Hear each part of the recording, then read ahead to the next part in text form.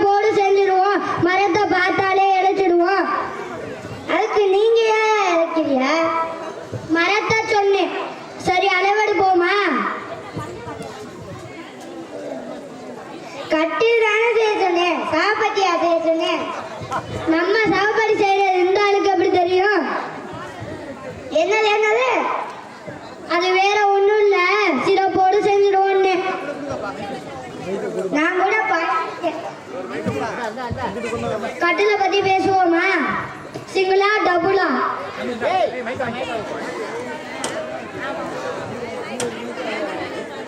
நமக்கெல்லாம் சிங்கிள் பத்துமா? டபுள் தான். சரி, கண்ணாடி வைக்கணுமா? பெரிய நீலை கண்ணாடி வச்சுருங்க. சார்ஜ் இது என்ன கேள்வி? ரெண்டு பக்கமும் சார்ஜ் வச்சுருங்க. சரி, மரத்தை பத்தி பேசுவோம், சொல்லுங்க. மரம் என்பது பூமிக்கடியில் வேர் விட்டு இலைகள் மற்றும் பூக்கள் வளரும். சாரி, யாரு வாத்தியாரா? எப்படி கண்டுபிடிச்சிய? ஆசாரிக்கே மரத்தை பத்தி சொல்றீங்களே, அதான் கேட்டேன்.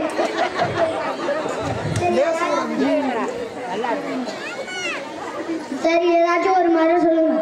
எந்த மரத்துல செஞ்சாலும் கட்டி சும்மா கல் மாதிரி இருக்கணும். அப்படின்னா கருங்கல்ல செஞ்சுடுவோமா? அதுக்கு ஏன் ஒன்னே பார்க்க வரேன். சரி, வேற ஏதாச்சும் மரம் சொல்லுங்க. நல்லா உறுதியா இருக்கணும். ஆலமரத்துல செஞ்சிருங்க. என்னது ஆலமரமா? ஆலமரத்துல கட்டி செய்யற ஒரே மனுஷன் நீந்தாயா? ஆலமரம் எவ்வளவு பெரியது, விலங்குகளுக்கும் பறவைகளுக்கும் ஓய்வு எடுக்குது. சரி, ஆலமரம் வேண்டாம், அரச மரத்துல செஞ்சிருக்க. என்னது அரச மரமா? அரச மரத்துல எம்பெருமான் விநாயகர் ரெஸ்ட் எடுப்பாரு,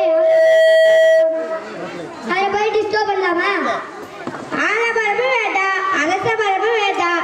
அப்ப கொய்யா மரத்துல செஞ்சிருக்க. கொய்யா மரத்துல காலையில செய்யலாம். அப்ப கட்டு வேப்ப மரத்துல செஞ்சிருக்க. வேப்ப மரமா? வேப்ப மரத்துல ஆத்தா குடியிருப்பாளே, அது கண்ணை குத்திடும். நீங்க பேசுறத பார்த்தா கட்டி செய்யற மாதிரியே இல்லை. நான் வேற ஆளை பார்த்துக்கிறேன். நில்லுங்க, மரத்தை பார்த்தாலே